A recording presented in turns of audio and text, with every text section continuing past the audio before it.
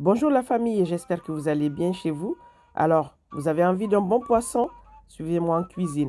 Moi, mon poisson, je le prépare comme ça.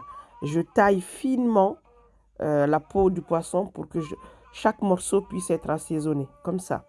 Ensuite, mon assaisonnement classique, ail, poivre, persil, poivron. Je rajoute de la moutarde, du jus de citron, du sel, de l'huile d'olive. Et je vais utiliser cet assaisonnement-là pour assaisonner mon poisson. Donc sur toutes les rayures à l'intérieur du poisson. Et ensuite, je vais le filmer. Je vais le mettre au frigo. Moi, je fais ma préparation souvent la veille et comme ça, mon poisson reste toute la nuit au frigo. Le lendemain, voilà, moi, je vais l'accompagner avec de la patate douce et des pommes de terre que je vais découper en dés et je vais assaisonner. Et je vais les cuire en même temps que le poisson au four. Donc là, c'est découpé en morceaux. Je vais mettre mon assaisonnement dessus.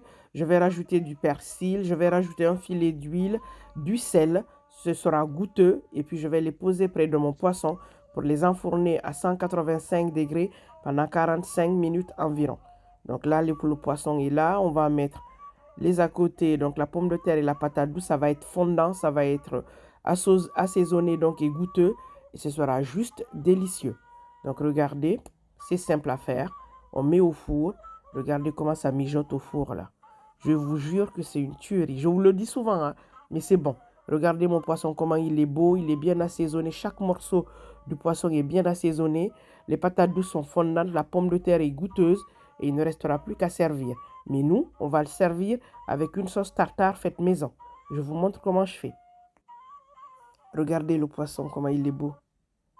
Donc pour faire ma sauce tartare maison, il nous faut bien entendu, c'est cette sauce-là. Il me faut de la mayonnaise.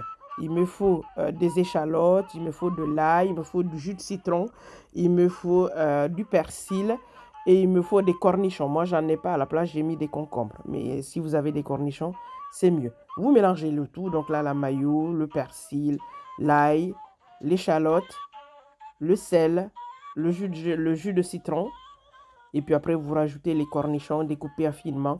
Vous mélangez et je vous jure que vous n'allez plus manger une mayonnaise simple sans faire une sauce tartare après avoir essayé cette recette chez vous.